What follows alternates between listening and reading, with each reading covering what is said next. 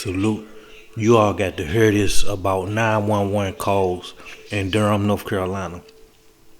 I covered this a few weeks ago. People are trying to get in contact with 911 for emergency. On the other end is no answer. So people have to drive to the local fire station just to see why 911 is not answering their calls and stuff. Y'all excuse me for this right here. I got a cut right here, a cut. So y'all just excuse me for that shit. I know it's messing up the visual and stuff, but hey, y'all listen at this. Durham, North Carolina.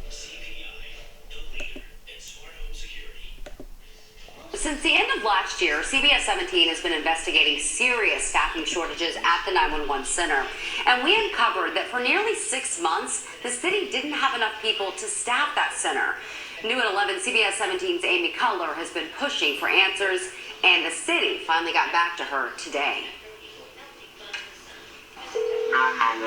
I started looking into the Durham 911 center back in December. The city said a COVID outbreak led to a staffing shortage, but I quickly found out there were much bigger problems. Raleigh Center helped out, answering some of their calls for nearly 6 months. How bad was it?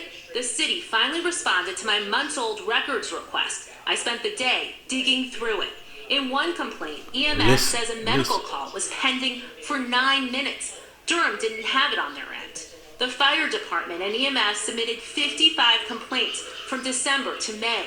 They involved delays, wrong addresses, wrong responses, and people who stopped by fire stations when they called 911 and no one answered. Staffing levels at the center between December and May, that's when Raleigh was helping take calls, show on several occasions there were just 2 people working at the center. One needed to dispatch for EMS, another for police. Means there was no one to actually take any calls. What about people who called 911 and hung up after no one picked up? They're referred to as abandoned calls. The city couldn't provide numbers. They say they don't track them. Along with my request came this explanation from the city. While the center is not where it needs to be, its management is taking urgent and appropriate steps. They tell me they've hired 9 people, 2 of them trainers. They've streamlined their training from 12 to 8 weeks. They're reviewing their workplace environment and are offering bonuses.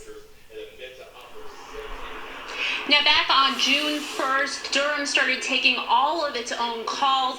As part of our push in our reporting efforts, Durham has started providing more information on the center on its website. According to that data, they have 24 open positions. Live in Durham, Amy Cutler, CBS 7.